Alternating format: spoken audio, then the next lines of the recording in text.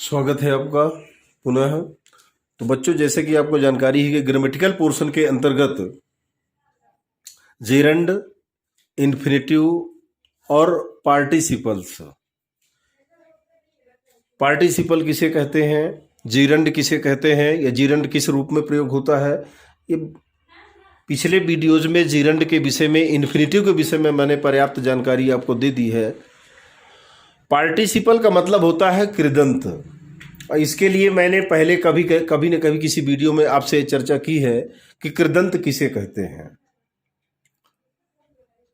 अगर संस्कृत के विषय की मैं बात करूं तो संस्कृत विषय में दो प्रकार के प्रत्यय होते हैं। कृदंत यानी प्रत्यय, तो ये दो प्रकार के आपके प्रत्यय होते हैं, कृदंत और तद्धित। संस्कृत विषय की बात कर रहा हूं मैं।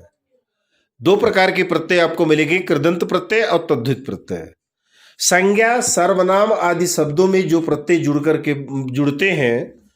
और शब्द के अर्थ को बदलते हैं वो तद्धित प्रत्यय कहलाते हैं,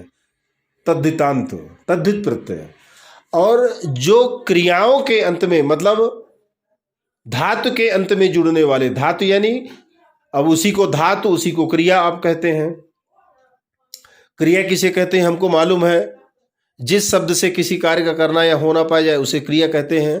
लेकिन धातु और क्रिया में यही अंतर है। तो धातु किसे कहते हैं, क्रिया के मूल रूप को धातु कहते हैं। ये आपकी परिभाषा हो गई। धातुएं जो होती हैं आपकी, क्री धातु है, गम धातु है, पठ धातु है ना, क्रीड धातु है, बहुत सी धातुएं आपने 10वीं कक्षा, 9वीं कक्षा, 8वीं कक्षा, धातु रूप, शब्द रूप, ये निश्चित रूप से आपने अध्ययन किया है। तो ये जो पार्टिसिपल आप जो हम अध्ययन कर रहे हैं अभी वीडियोस के माध्यम से, वो पार्टिसिपल का मतलब कृदंत से है।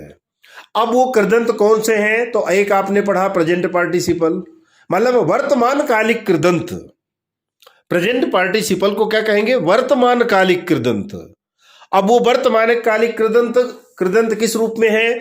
या तो आपके वर्ब के रूप में सामने आएगा, क्योंकि हम जानते हैं कि जो कृदंत होते हैं, जो पार्टिसिपल होते हैं,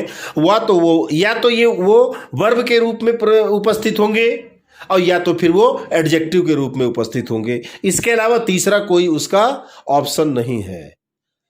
तो चूंकि जेरंड और इन्फिनेटिव के विषय में पर्याप्त जानकारी देने के बाद प्रेजेंट पार्टिसिपल और पास्ट पार्टिसिपल को, प्रेजेंट पार्टिसिपल किसको कहेंगे, वर्तमानकालिक कृदंत, पास्ट पार्टिसिपल किसको कहेंगे, भूतकालिक कृदंत। तो अब ये जो तीसरा नंबर हमारा बचा है, परफेक्ट पार्टिसिपल, मतलब क्या, पूर्ण भूतकालिक कृदंत है ये। परफेक्ट पार्टिसिपल, पूर्णकालिक कृदंत, मतलब इसमें जैसे परफेक्ट टेंस आप पढ़ते हैं, perfect, present perfect tense, past perfect tense, future perfect tense, चुका है, चुकी है, चुके हैं, दिया है, दी है, माने आपका, और चुका था, चुकी थी, इसके बाद चुका हूँगा, चुकी होंगे, चुके होंगे, ये आपके परफेक्ट है जिसमें वर्ब की थर्ड फॉर्म का यूज होता है। तो तीन प्रकार के पार्टिसिपल हमने पढ़े, हैविंग प्लस वर्ब का थर्ड फॉर्म, ये हुआ प्रेजेंट पार्टिसिपल। तो मैंने बताया आपको, वो तो पहले मैंने बता दिया,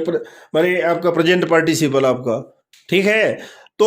प्रेजेंट पार्टिसिपल जिसको वर्ब का फोर्थ फॉर्म आप कहते हैं, वो माने क्या, वर्तमान कालिक कृदंत होता है। पास्ट पार्टिसिपल भी मैंने बताया दूसरे वीडियो के माध्यम से, वो भूतकालिक कृदंत होता है। और तीसरा, और यहाँ जो मैं आपसे चर्चा करने वाला हूँ, वो परफेक्ट पार्टिसिपल है आपका, अंतिम परफेक्ट पार्टिसिपल, मतलब पूर्णकालिक कृदंत है आपका, ये पूर्णकालीन कृदंत है। इसमें तीन प्रकार से आपके सामने उपस्थित होंगे। पहला नंबर है हैविंग प्लस वर्ब का थर्ड फॉर्म, ठीक है। दूसरा है बीइंग प्लस वर्ब का थर्ड फॉर्म, और तीसरा और अंतिम है आपका हैविंग बीन और वर्ब का थर्ड फॉर्म। तो इसमें से पहला आपका हैविंग और वर्ब का थर्ड फॉर्म, ये मैं बता चुका हूं इसके पहले वाले वीडियो में। बीइंग प्लस वर्ब का थर्ड फॉर्म, ये भी मैं बता चुका हूं। केवल यहां पर मुझको बताना है आपको थर्ड, हैविंग बीन के साथ वर्ब का थर्ड फॉर्म जहां लगता है। और एक चीज और बता दूं, ये दोनों, ये तो ठीक है आपका हैविंग प्लस वर्ब का थर्ड फॉर्म, लेकिन बीइंग प्लस वर्ब का third form, having been plus verb का थर्ड फॉर्म, ये दोनों के दोनों जो स्ट्रक्चर होते हैं क्वासी पैसिव फॉर्मेशन के अंतर्गत आते हैं। मतलब कहने का ये कि हमारा जो सेंटेंस रहता है वो पूर्णतः क्या, एक्टिव वॉइस नहीं होता और ना ही पैसिव वॉइस होता, मतलब हल्का सा भाग, कुछ उसका भाग पैसिव वॉइस का होता है, इसलिए उसको क्वासी पैसिव फॉर्मेशन के अंतर्गत क्या आया है ये सेंटेंस, ऐसा हम कहते हैं। क्वासी का मतलब होता है अपूर्ण, मतलब अपूर्ण क्या कर्मवाच्य फॉर्मेशन संरचना, मतलब वो टोटली आपका एक्टिव वॉइस में नहीं होता, एक्टिव वॉइस में होता है लेकिन कुछ अंश उसका क्या होता है कर्मवाच्य में होता है, आपका पैसिव वॉइस में होता है। इसलिए ये दोनों के दोनों आपको बीइंग प्लस वर्ब का थर्ड फॉर्म और हैविंग बीन प्लस वर्ब का थर्ड फॉर्म, ये क्वासिव पैसिव फॉर्मेशन मतलब ये पैसिव वॉइस में काम आते हैं। एक तो पहले क्लियर मैं आपको बता दूं, पार्टिसिपल, पार्टिसिपल बार बार बोलते हैं, पार्टिसिपल को हिंदी में कहते हैं कृदंत, कृदंत कहते हैं उसको। इसीलिए मैंने संस्कृत का उदाहरण आपके सामने दिया कि संस्कृत में दो प्रकार के प्रत्यय हम जानते हैं, उपसर्ग और प्रत्यय, तो यहां प्रत्यय की बात है, पार्टिसिपल माने कृदंत होता है और कृदंत को प्रत्यय बोलते हैं। अब वो कृदंत कौन से होते हैं, जो धातु के अंत में जो आपके प्रत्यय लगते हैं वो कृदंत कहलाते हैं, और संज्ञा सर्वनाम आदि शब्दों के अंत में जो लगते हैं वो आपके तद्धित प्रत्यय कहलाते हैं। तो यहां पर हैविंग बीन और वर्ब का थर्ड फॉर्म जो स्ट्रक्चर आपका है, जो क्वासी पैसिव फॉर्मेशन के अंतर्गत आपका काम करता है, उसके विषय में उदाहरण के माध्यम से, एग्जाम्पल के माध्यम से मैं अपनी बात आपके सामने रखने का प्रयास कर रहा हूं, क्योंकि जेरंड, इन्फिनिटिव्स, पार्टिसिपल्स, ये तीन का मिला करके एक आपका टॉपिक है, जिसमें जीरंड के विषय में मैंने जानकारी आपको पर्याप्त दे दी है। अब आपको उसमें मैंने किसी प्रकार की दुविधा नहीं होनी चाहिए। इन्फिनिटिव की जानकारी भी मैंने दी कि जैसे मैंने बताया कि जेरंड में क्या होता है, जेरंड नाउन के रूप में होता है, क्रिया में आईएनजी लगता है, और नाउन के रूप में होता है, या तो वो सब्जेक्ट के रूप में होगा या ऑब्जेक्ट के रूप में होगा। इसके बाद इन्फिनिटिव की बात मैंने बताई कि क्रिया में वर्ब में टू लगाने से इन्फिनिटिव बनता है, लेकिन ये जरूरी नहीं है, या अंतिम सत्य ये नहीं है कि क्रिया में के पहले टू लगाने से ही इन्फिनिटिव बनता है, विदाउट टू भी वह आता है इन्फिनिटिव। इसके विषय में भी मैंने जानकारी आपको दे दी है। तो चलिए एग्जाम्पल के माध्यम से हैविंग बीन प्लस वर्ब का थर्ड फॉर्म, चलिए एक उदाहरण आपका दिया हुआ है बीइंग प्लस क्या वर्ब का थर्ड फॉर्म। देखिए बीइंग डिस्टर्ब्ड, डिस्टर्ब मतलब क्या होता है परेशान करना, डिस्टर्ब माने परेशान करना, ठीक है, डिस्टर्ब करना, बाधा उपस्थित करना, डिस्टर्ब का मतलब होता है बाधा उपस्थित करना, डिस्टर्ब करना, disturb, disturbed, disturbed, second and third form of the verb disturb, ठीक। तो बीइंग डिस्टर्ब्ड बाय हिम मतलब क्या हुआ कि हिम माने उसके द्वारा क्या बाधा उपस्थित या बाधित करने के बाद, कर चुकने के बाद, बीइंग डिस्टर्ब्ड बाय हिम उसके द्वारा डिस्टर्ब करने के बाद, आई कुडंट स्टडी ऑल मैं कुछ भी अध्ययन नहीं कर सका। आई कुडंट, कुड नॉट का कॉन्ट्रैक्ट फॉर्म होता है कुडंट, आई कुडंट मैं नहीं कर सका, स्टडी मैंने अध्ययन, एट ऑल कुछ भी नहीं, अभी तक मैंने, चूंकि उसने मुझे, मैं पढ़ने के लिए बैठा था, पूरी मन के साथ मैंने बैठा, लेकिन उसके द्वारा डिस्टर्ब करने के बाद मैं एट ऑल अभी तक कुछ भी मैं नहीं पढ़ सका हूं। ये बीइंग डिस्टर्ब मतलब बीइंग प्लस वर्ब का थर्ड फॉर्म वाला स्ट्रक्चर है। अब इसको देखिए किस प्रकार से आप और बना सकते हैं। तो अब इसमें देखिए बहुत बीइंग वाले में मैंने बताया था कि इस पूरे वाक्य में आप सब्जेक्ट को सर्च करिए, तो subject being disturbed by him उसके द्वारा क्या डिस्टर्ब होने के बाद, तो आई कुडंट स्टडी एट ऑल मैं अभी तक कुछ भी अध्ययन नहीं कर सका, तो यहां पर सब्जेक्ट आई है। आई को आप फ्रंट में लाइए, शुरू में लाइए, तो आई हमने ले लिया, तो I being disturb by him मतलब उसके द्वारा, मैं उसके द्वारा डिस्टर्ब होने के कारण या होने पर, कुडंट स्टडी एट ऑल कुछ भी अध्ययन नहीं कर सका। इसको इस प्रकार से भी आप बना सकते हैं, being disturbed by him I couldn't study at all, ये है आपका। इसको हम इस प्रकार से भी बना सकते हैं कि आई माने सब्जेक्ट है आपका, मैं बीइंग डिस्टर्ब्ड बाय हिम उसके द्वारा डिस्टर्ब करने के कारण, कुडंट स्टडी एट ऑल कुछ भी अध्ययन नहीं कर सका। दूसरा वाक्य देखिए, स्ट्रक्चर के अनुसार आपका हैविंग बीन प्लस वर्ब का थर्ड फॉर्म देख लीजिए, इसी को मैंने बदला गया। Having been disturbed by him मतलब क्या, उसके द्वारा डिस्टर्ब करने के उपरांत, हैविंग बीन ये भी आपका लग गया, having been disturb by him, उसके द्वारा डिस्टर्ब करने के बाद, बाधा उपस्थित करने के बाद, आई कुडंट स्टडी ऑल, मैं कुछ भी अध्ययन नहीं कर सका। इसको इस प्रकार से भी बना सकते हैं, आई के बाद कॉमा लगेगा, यहां पर भी कॉमा छूट गया है, कॉमा लगाएंगे, आई के बाद कॉमा होगा, और इसके बाद देखिए हैविंग बीन, अब आई क्या है आपका, सब्जेक्ट है तो सब्जेक्ट को शुरू में लाना पड़ेगा, I having been disturb by him, यहां भी कॉमा होगा, कुडंट स्टडी एट ऑल। इस प्रकार से संरचना करके हम वाक्य को बना सकते हैं। ठीक, तीसरा नंबर देखिए, being scolded by teacher every day, मतलब क्या हुआ इसका, being scolded by teacher every day, मतलब शिक्षक के द्वारा प्रतिदिन क्या डांटे जाने के कारण, स्कोल्डेड झिड़की देना, डांटना, फटकारना, शिक्षक के द्वारा प्रतिदिन डांटे जाने के कारण, बीइंग इवन आफ्टर, मतलब यहां तक कि, मतलब finishing the homework well in time, homework गृह कार्य समय पर पूर्ण करने के बाद भी, I had to leave school, मतलब मैंने समय पर अपना गृह कार्य, एक स्टूडेंट है, समय पर उसने दिए गए निश्चित समय पर उसने अपना होमवर्क भी कर लिया, दिखा, फिर समाप्त भी कर दिया, लेकिन इसके बाद भी शिक्षक के द्वारा उसको झिड़का गया, डांटा गया, इसके कारण अंत में क्या है, I had to leave school, इसलिए मुझको स्कूल छोड़ना पड़ा, इसलिए मैंने स्कूल छोड़ दिया, क्योंकि मैंने समय पर कार्य पूरा किया। Being scolded by teacher every day, मतलब शिक्षक के द्वारा प्रतिदिन डांट खाने के बाद,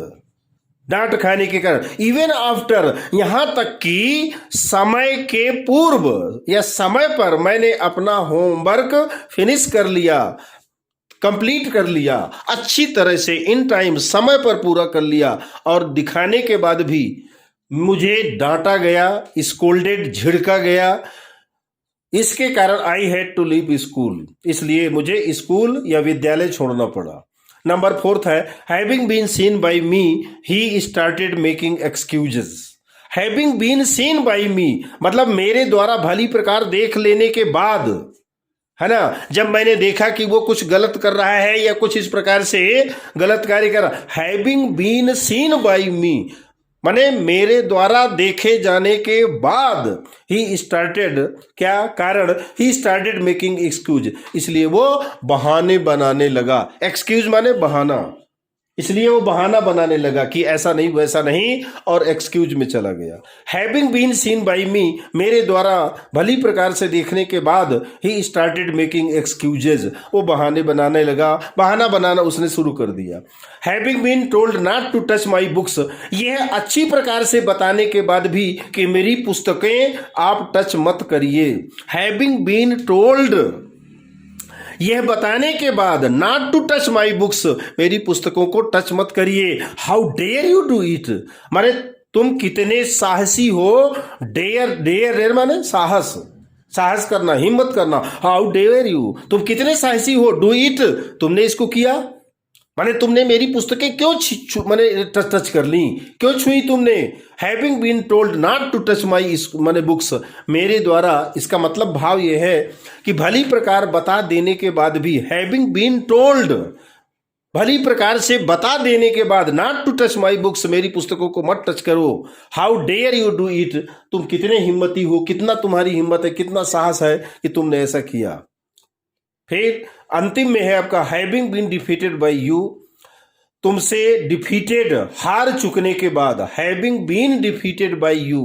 तुमसे हार चुकने के बाद, ही स्टार्टेड वीपिंग, वह क्या, रोना शुरू कर दिया उसने, ही स्टार्टेड वीपिंग, वह रोना शुरू कर दिया उसने, वीपिंग यानी रोना, उसने रोना शुरू कर दिया। हैविंग बीन डिफीटेड, डिफीट माने हराना, defeat, defeated, defeated, second and third form of the verb. Having been defeated by you, तुम्हारे द्वारा हार जाने के बाद, ही स्टार्टेड वीपिंग, वह रोना, उसने रोना शुरू कर दिया। तो हैविंग बीन प्लस वर्ब का थर्ड फॉर्म, यदि बीइंग वाला आता है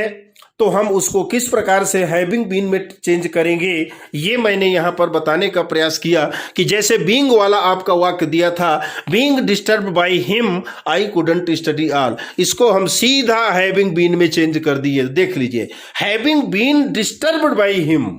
मतलब बीइंग को छोड़िए, हैविंग बीन लगाइए, हैविंग के साथ बीन लगता है, फिर third form of the verb लगाइए, अब बाकी पूरा का पूरा वाक्य उसी प्रकार से जुड़ जाएगा, कोई अंतर नहीं। आप देख लीजिए खुद, बीइंग लगा है, बीइंग की जगह हैविंग बीन आ गया, अब बाकी डिस्टर्ब्ड बाय हिम कॉमा करेंगे, आई कुडंट स्टडी एट ऑल, बाकी किसी भी वाक्य के अंश में कोई परिवर्तन नहीं होने वाला है। ठीक, तो हैविंग बीन प्लस वर्ब का थर्ड फॉर्म और बीइंग प्लस वर्ब का थर्ड फॉर्म, ये दोनों जो आपके परफेक्ट पार्टिसिपल के माने आपके संरचनाएं हैं, ये आपके किसमें, पैसिव वॉइस में, और वो भी क्वासी पैसिव फॉर्मेशन में काम आती हैं, जिसमें पूरा वाक्य एक्टिव वॉइस में लगभग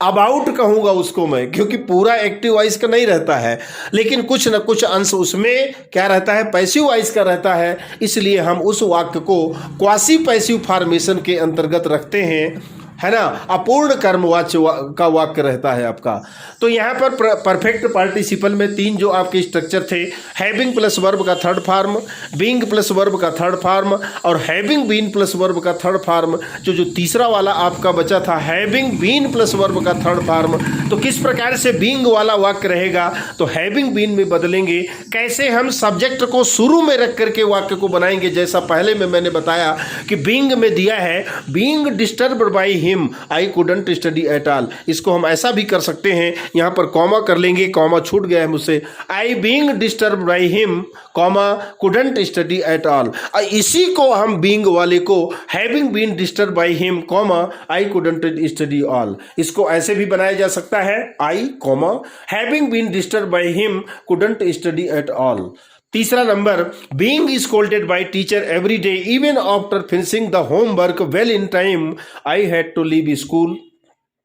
having been seen by me he started making excuses, having been told not to touch my books how dare you do it, ये इंट्रोगेटिव आपका है, और having been defeated by you he started weeping. तो कुछ यहाँ पर वाक्यों को लेकर के, एग्जाम्पल को लेकर के मैंने हैविंग बीन प्लस वर्ब का थर्ड फॉर्म जो स्ट्रक्चर आपका परफेक्ट पार्टिसिपल का होता है, मैंने पूर्णकालिक कृदंत, पूर्णकालिक कृदंत, पार्टिसिपल हुआ नहीं है, पार्टिसिपल को कृदंत कहते हैं। अब बहुत सरल शब्दों में हिंदी माध्यम से संस्कृत विषय को लेकर के मैंने आपको बताने का प्रयास किया कि कृदंत का मतलब होता है प्रत्यय, कृदंत प्रत्यय कहलाते हैं। जो प्रत्यय किससे आपके किसमें लगते हैं, धातुओं के अंत में,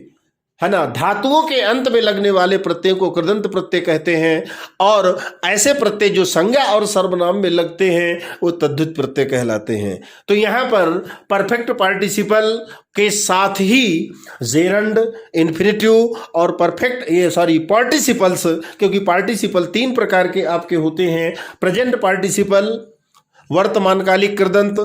पास्ट पार्टिसिपल भूतकालिक कृदंत, और परफेक्ट पार्टिसिपल मतलब पूर्णकालिक कृदंत। ये तीन जो आपके माने पार्टिसिपल थे, ये अंतिम स्टेज में आपका ये परफेक्ट पार्टिसिपल का हैविंग बीन प्लस वर्ब का थर्ड फॉर्म जो संरचना थी उसको मैंने यहाँ पूरा किया। अब इसके बाद एक नए टॉपिक के साथ पुनः आपके साथ जुड़ूंगा, तब तक के लिए बहुत बहुत धन्यवाद आपका।